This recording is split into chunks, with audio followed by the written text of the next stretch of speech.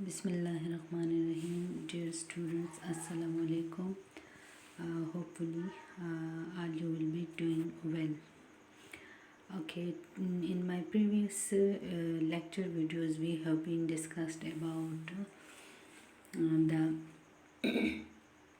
database and the database approaches and what are the advantages of the database approach. And we have also discussed about the database environment and the components of the database environment. Now today we are going to discuss about the two approaches to the databases and information system development. ठीक है, इस video lecture में मैं आपको ये बताऊंगी आज कि हम किस तरह डेटाबेस या इंफॉर्मेशन सिस्टम को डेवलप करने के लिए कौन से तरीके या मेथड्स यूज़ करते हैं. ठीक है, so here in the slide you can see that there are two approaches given for the database development. One is known as SDLC. SDLC stands for System Development Life Cycle.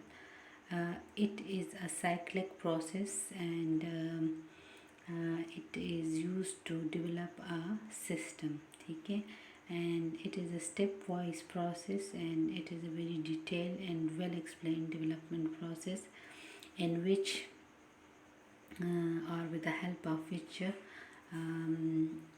an organization is capable to develop a database system. ठीक है, यानी ये एक comprehensive long term process होता है जिसकी मदद से या हेल्प से आप डेटाबेस को डेवलप करते हैं या आप किसी भी कंप्यूटराइज्ड सॉफ्टवेयर को एरिया को अगर आप कंप्यूटराइज करना चाहते हैं तो कोई भी एप्लीकेशन प्रोग्राम जो आप डेवलप करना चाहते हैं थ्रू SDLC स्टेप्स आप डेवलप कर सकते हैं. ठीक है, it is a time consuming but it is a comprehensive process. ठीक है, it is a detailed and comprehensive process and it is a long development process and it is a cyclic process which could be repeatedly if some shortcomings are found in the system, right? And the other one thing, the other approach is for the database development or the information system is prototyping. In a prototyping we have RAIDs. ठीक है, RAID application which are known as rapid application development. Cursory attempt at conceptual data modeling, define the database during development of initial prototype and repeat the implementation and maintenance activities with new prototype versions. Okay, it is a speedy process as compared to the SDLC. ठीक है, इसमें आपके पास जो applications जो develop होते हैं वो under the red development होती हैं उनकी, मतलब रैपिड एप्लीकेशन डेवलपमेंट है. यानी ये प्रोसेस ऐसा है कि इसमें आप रैपिडली जो है एप्लीकेशंस को डेवलप करते हैं. ठीक है, define database during the development of initial prototype. ठीक है, आप यहाँ पर एक इनिशियल प्रोटोटाइप से डेवलपमेंट शुरू करते हैं and repeat implementation and maintenance activities with the new prototype versions. ठीक है, और हर दफ़ा आप इसी एप्लीकेशन में एक चेंज लेके आते हैं और एक नए वर्जन के साथ आप उसमें एडिशन करते जाते हैं, नए फीचर्स को ऐड करते जाते हैं. Okay, so we are going in the detail of the SDLC now. Okay, here is a bit introduction of the system development life cycle. You can see on the slide, SDLC stands for System Development Life Cycle. The System Development Life Cycle SDLC is a process used in the development, creation and maintenance of an information system. This process is often used in the creation or updating of a database system. ठीक है, अच्छा, SDLC क्या है? System development life cycle है और एक इसको हम एक डेवलपमेंटल प्रोसेस कह सकते हैं जो कि यूज़ होता है for the creation and maintenance of information system. ठीक है। SDLC के कुछ मेन स्टेप्स हैं जिनके हेल्प से हम एक डेवलपमेंट करते हैं एक सिस्टम का या किसी डेटाबेस का, ठीक है। सो SDLC जो है यही प्रोसेस यूज़ होता है for the development of a database as well. We can call it as DDLC as well, ठीक है। जब आप इस SDLC के थ्रू जब आप डेटाबेस डेवलप करते हैं तो उसको हम DDLC कहते हैं, डेटाबेस डेवलपमेंट लाइफ साइकिल वो बन जाता है, ठीक है। Okay, the SDLC has 5 phases. अच्छा, ये जो सिस्टम डेवलपमेंट लाइफ साइकिल है इसके हमारे पास 5 फेजेस हैं। We can also call them 5 steps. इनमें जो मेन स्टेप्स हैं वो हैं the planning phase, the analysis phase, the design phase, the implementation phase and the maintenance phase. Okay, in the upcoming slides we will discuss them one by one. Okay, what we do in the planning phase and what are the activities of the analysis phase and what steps are taken in the design phase and what is the implementation phase and how the maintenance phase works, ठीक है। So now let us come to the next slide. Okay, here you can see this is a cyclic approach, ठीक है। First of all you come to the planning, you take starts from the planning phase, ठीक है, and whatever the activities are they get completed in the planning phase. Then we go forward to the analysis phase, ठीक है। फिर analysis phase के जो steps होते हैं या जो एक्टिविटीज़ होती हैं उनको उस फेज़ में करने के बाद या उस स्टेप में करने के बाद we switch to the logical design phase, ठीक है।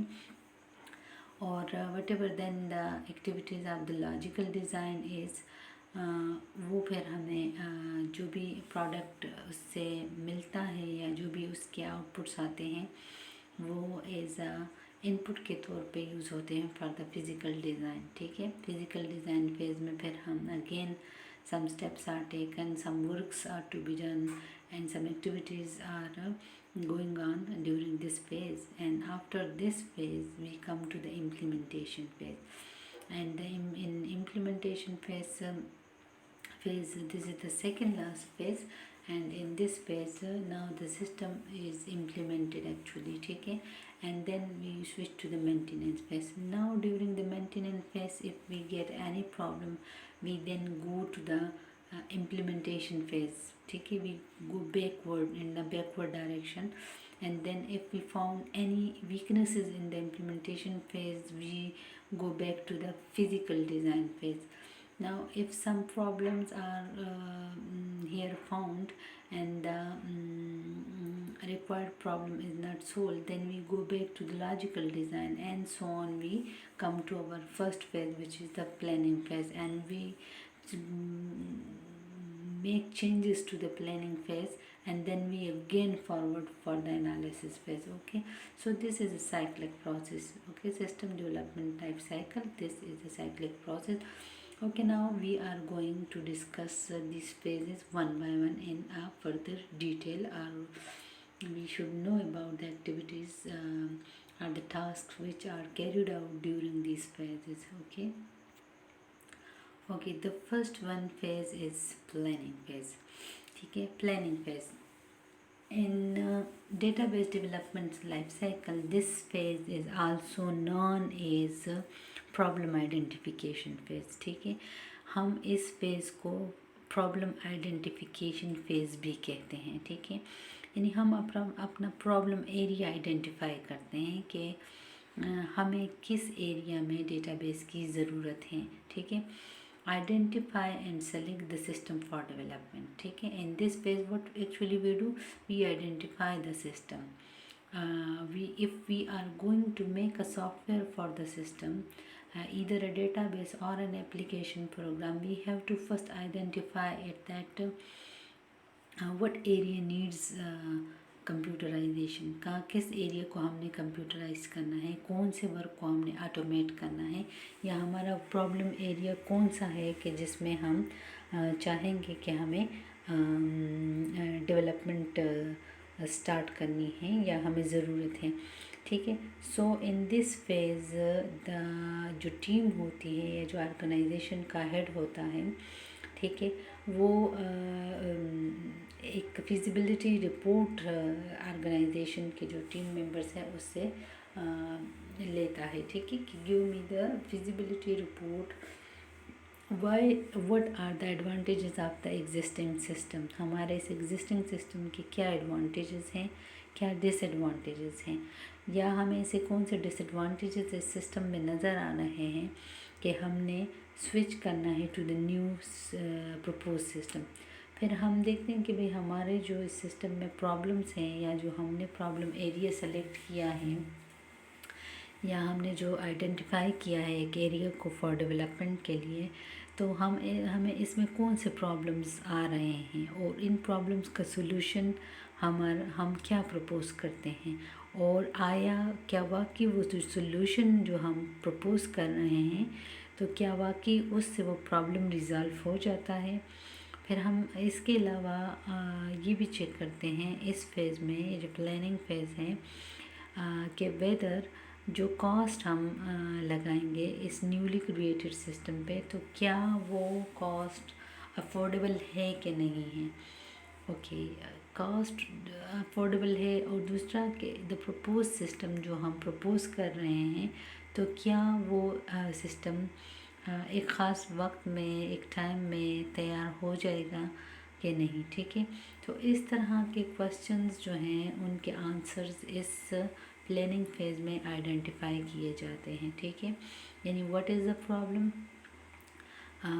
what is the problem, and what are the disadvantages of the problem, what is the proposed system, what are the advantages of the proposed system, how much cost will have the proposed system, how much time will it take, how much changes should we bring in the organization if we are suggesting the new proposed system, ठीक है। So a report is generated in this stage, ठीक है, एक report generate की जाती है इस stage पे, जिसको फिजिबिलिटी रिपोर्ट कहा जाता है। फिजिबिलिटी रिपोर्ट में क्या होता है, वो तमाम इन इश्यूज़ को या जो क्वेश्चंस अभी मैंने आपको बताए हैं इनके आंसर्स फाइंड आउट करता है, एक रिपोर्ट प्रिपेयर करता है, and then the report is discussed under the department head with all the team members, and then finally they take a decision yes or no, means ke whether we should follow the proposed system, we should come to suggest the proposed system or not, ठीक है। so this is the planning stage, actually planning is done at this stage, ठीक है। इस stage पे planning की जाती है, feasibility report बनाई जाती हैं, and under the feasibility reports तमाम इश्यूज़ को डिस्कस किया जाता है, जिसमें प्रॉब्लम से लेकर उसके लास्ट सोल्यूशन तक उस पे जो cost and time and employees को जो ट्रेनिंग्स और जो hardwares and whatever the requirements of that new propose system is, उसको वन बाय वन पूरा डिटेल के साथ डिस्कस किया जाता है, and then finally the organisation head takes a decision that yes, we switch to the new proposed system and we want to start the new system, ठीक है। okay, so after once the feasibility report is prepared and the head organization has taken the decision of proposing a new creating a new system, so the system development life cycle one step has been done, ठीक है। now they switch to the next system next phase and that is known as analysis phase, ठीक है। जब feasibility report prepare हो जाती हैं और answer जो है वो यस में मिलता है कि yes all are agree to start a new system, so then what happens, then comes to the analysis stage. Okay, analysis phase में क्या होता है, here the whole organisation is searched for what's going on, how going on, ठीक है। यानी organisation में data processing की activity हो रही है तो क्या हो रहा है, and how it is done, कैसे हो रहा है, ठीक है. So here in this phase the system analyst is the person who will observe all the organization for its data processing activity.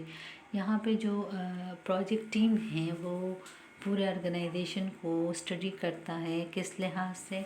इस लिहाज से कि ऑर्गेनाइजेशन में किस किस्म का डेटा प्रोसेसिंग एक्टिविटी हो रही है, कौन क्या कर रहा है, एम्प्लॉयज़ क्या कर रहे हैं, किसका डेटा किसको जाके एज अ इनपुट के तौर पे मिल रहा है, कौन क्या आउटपुट जनरेट कर रहा है. Here the system analyst observe the organization information processing activities and data processing activity.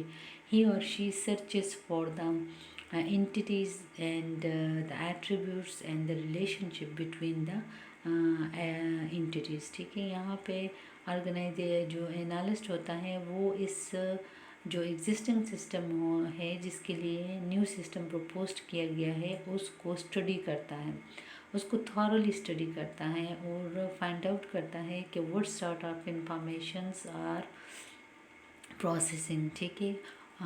अच्छा, इंफॉर्मेशन कलेक्टिंग के लिए या डेटा कलेक्शन के लिए जो सिस्टम एनालिस्ट है वो कुछ टूल्स यूज़ करता है या कुछ वेज यूज़ करता है. ठीक है, इस स्टेज में तो वो टूल या वेज जो हैं एक्चुअली वो उसके पास वो मेथड्स हैं जिसके थ्रू वो ऑर्गेनाइजेशन में जो डेटा प्रोसेसिंग की एक्टिविटी है उससे रिलेटेड जितनी भी मालूमात उसको मिल सकती हैं वो कोशिश करता है कि वो रिसीव करे. ठीक है, तो वो जो मेथड्स अप्लाई करता है उन मेथड्स को क्या कहते हैं, उनको हम कहते हैं डेटा कलेक्शन टेक्निक्स. ठीक है, with the help of data collection techniques system analyst क्या करेगा, ही और शी जो है वो सर्च करेगा फैक्ट्स को, जो डेटा प्रोसेसिंग हो रहा है कैसे हो रहा है, कौन क्या कर रहे हैं, इस तरह के जो आंसर्स हैं उसको वो तब मिलता है जब वो डेटा कलेक्शन की टेक्निक्स को अप्लाई करेगा. ठीक है, तो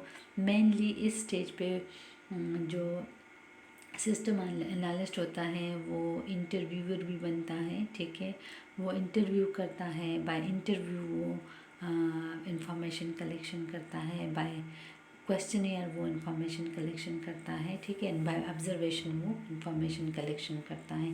ये 3 मेन टेक्निक्स हैं with the help of which the system analyst is trying to find out about more and more about the organization by making a questionnaire regarding the organization's information. ठीक है, यानी अगर ऑर्गेनाइजेशन बड़ा है उसमें employees ज़्यादा है, हर एक को इंटरव्यू करना पॉसिबल नहीं है, तो इसके लिए जो एनालिस्ट है वो एक क्वेश्चनेयर प्रिपेयर कर देता है और क्वेश्चनेयर डिस्ट्रीब्यूट कर देता है विद ऑल द एम्प्लॉयज़. ठीक है, और फिर आफ्टर दैट डिस्ट्रीब्यूशन वो रिकलेक्ट करता है उन तमाम क्वेश्चनेयर्स को और उससे अपने मतलब का जो डेटा होता है वो कलेक्ट करता है. ठीक है, इसी तरह अगर वो मोर स्पेसिफिक होना चाहता है about the individual employ work तो वो 1 by 1 इंटरव्यू भी करता है. ठीक है, वो फेस टू फेस इंटरव्यू करता है हर एम्प्लॉय को. जो एनालिस्ट होता है वो उसकी कोशिश ये होती है कि उसको डिटेल में इंफॉर्मेशन मिले. जितना इस स्टेज पे वो टाइम लगाएगा, जितना वो थॉरली ऑर्गेनाइजेशन को सर्च करेगा for information and data processing के हवाले से, तो उतना ही उसके पास एनालिसिस अच्छा होगा. एनालिसिस जितना अच्छा होगा तो फर्दर जो हमारे स्टेप्स हैं सिस्टम डेवलपमेंट लाइफ साइकिल के वो इजीली टेकन किए जा सकेंगे. ठीक है, तो इस स्टेज पे जो हमारा आउटपुट होता है या जो सिस्टम एनालिस्ट का आउटपुट होता है उसको हम कहते हैं ERD and DFD. ERD stands for Entity Relationship Diagram and DFD stands for Data Flow Diagram. ठीक है, so in this analysis phase जो एनालिस्ट होता है gather the business requirement and create the process diagram. ठीक है, जो process diagrams होते हैं उनमें हम कहते हैं कि ERD है एंड DFDs हैं. ठीक है, okay, then after this the system analyst goes to another phase, ठीक है, वो नेक्स्ट फेज पे जाता है, ठीक है। नेक्स्ट फेज क्या है, that is the design phase. Design phase हमारे पास दो तरह के होते हैं, logical database design and physical database design, ठीक है, या हम लॉजिकल डिज़ाइन भी कहते हैं और फिजिकल डिज़ाइन कहते हैं।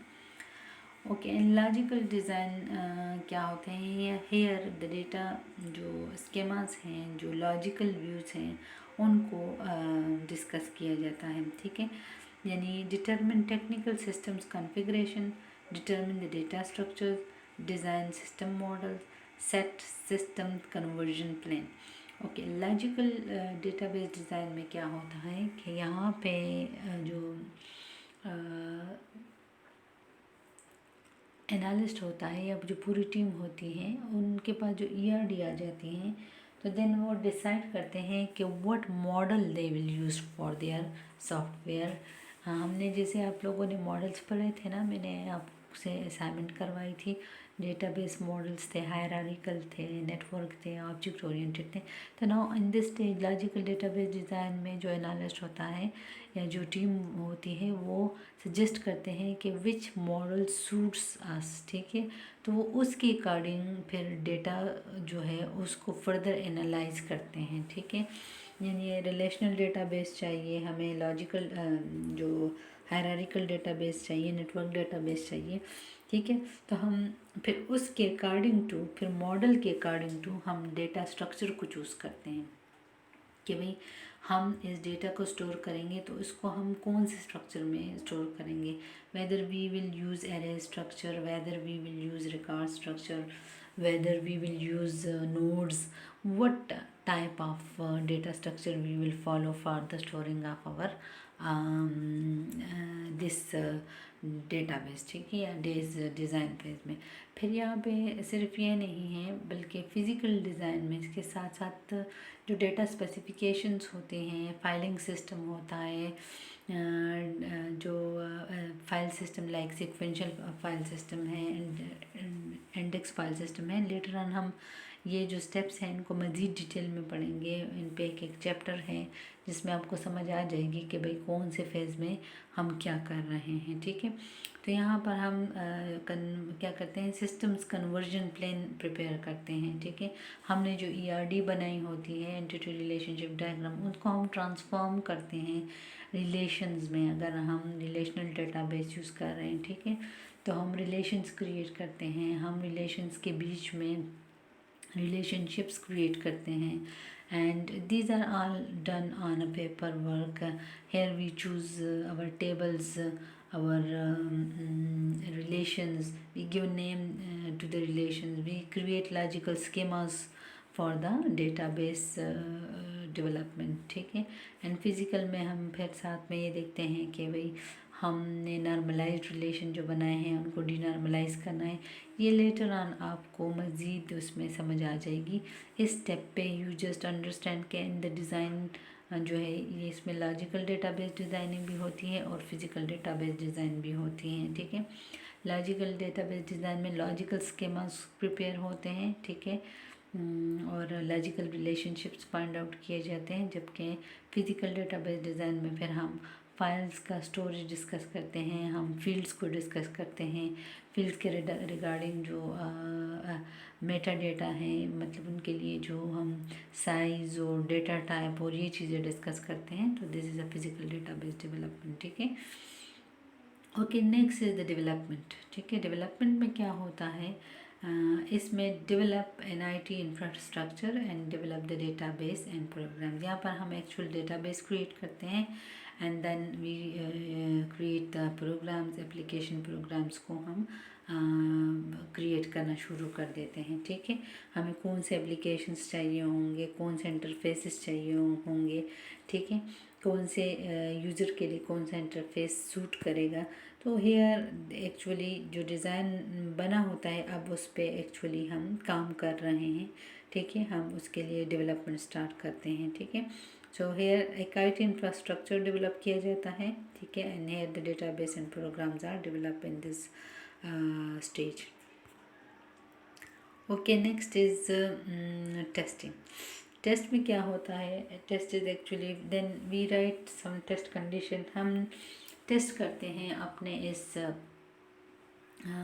डेटाबेस डिज़ाइन को अगेंस्ट सम मॉडल, ठीक है, against some system, perform the system testing. ठीक है, हम देखते हैं कि क्या हम जिस पर्पस के लिए ये सिस्टम डेवलप कर रहे हैं, तो whether this system is actually doing that work और नॉट. ठीक है, तो टेस्टिंग में means here the test system is test. ठीक है, टेस्ट किया जाता है, उसको अगेंस्ट एरर्स चेक किया जाता है कि भाई एरर्स है कि नहीं है. ठीक है, ओके. इम्प्लीमेंटेशन में क्या होता है कि determine implementation methods, provide training for the system user and right detailed user documentation. Okay, हमने जो सिस्टम टेस्ट किया है अगेंस्ट सम डेटा, जब हमें क्लियर हो जाता है कि yes the system works without any error and the test is quite clear, और टेस्टिंग में आपका सिस्टम जो है वो पास हो गया है. ठीक है, हम यानी yes the system works and they fulfil the needs of the organisation, तो फिर जो इम्प्लीमेंटेशन का स्टेप लिया जाता है.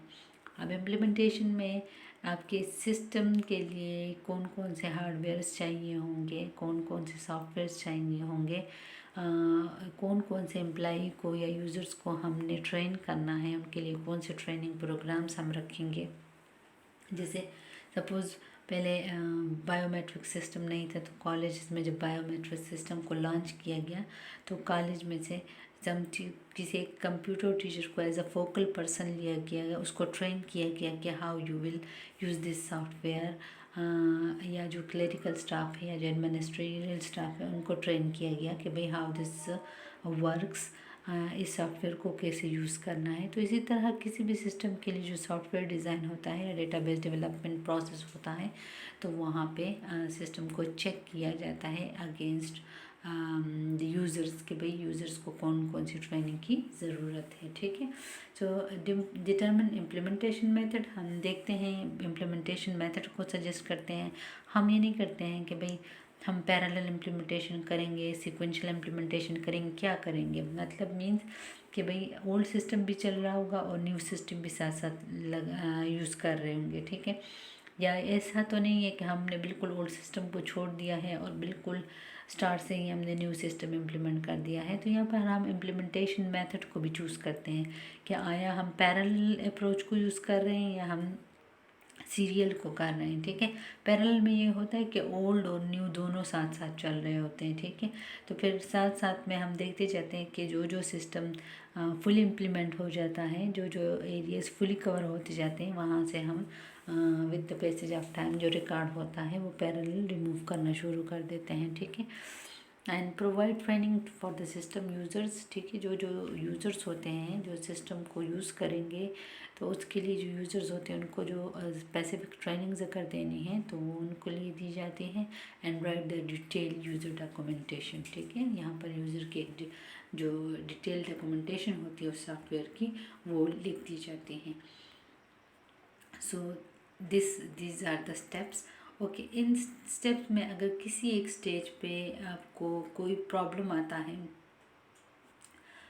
तो आप फर्दर तब तक नहीं जाते हैं जब तक कि आप उस प्रॉब्लम को रिजॉल्व ना करते हैं. ठीक है, अब अगर लास्ट में मेंटेनेंस के दौरान आपको फिर प्रॉब्लम आ रहा है, ठीक है, maintenance is the last step of this system development life cycle. Maintenance mean के भाई वक्त के साथ साथ इस सिस्टम को कैसे मेंटेन रखना है. ठीक है, यानी who will maintain it and how it will be maintained. अगर इसके सॉफ्टवेयर में कोई एरर आ रहा है, इसके हार्डवेयर में एरर आ रहे हैं, ठीक है, इसके लिए जो रिक्वायरमेंट्स हैं वो कौन फुलफ़िल करेगा. ठीक है, तो मेंटेनेंस में अगर कोई एरर आता है तो हम फिर बैकवर्ड जाते जाते हैं कि भाई क्या इम्प्लीमेंटेशन में वो एरर अगर कवर हो सकता है कि नहीं. अगर इम्प्लीमेंटेशन में उसकी रिकवर नहीं होता है तो we go back to the design, and then from the design we go back to the analysis, and then from the analysis we go to the planning. ठीक है, तो जितना हम एक्सप्लेन करेंगे और जितना हम प्योर एनालिसिस करेंगे उतना ही सिस्टम जो है वो एरर प्रूफ होगा, और जितना सिस्टम एरर प्रूफ होगा उसको लेस मेंटेनेंस की ज़रूरत होगी. So this was all about the system development life cycle. You study it in a book with much detail, and if you get any problem you can ask me. ठीक है, I hope you would have better understand it. Okay, and these all phases are actually the chapters of our database development life cycle, and we will discuss them in further detail one by one, right? Okay, so I hope you will have understand. Thank you. Allah Hafiz.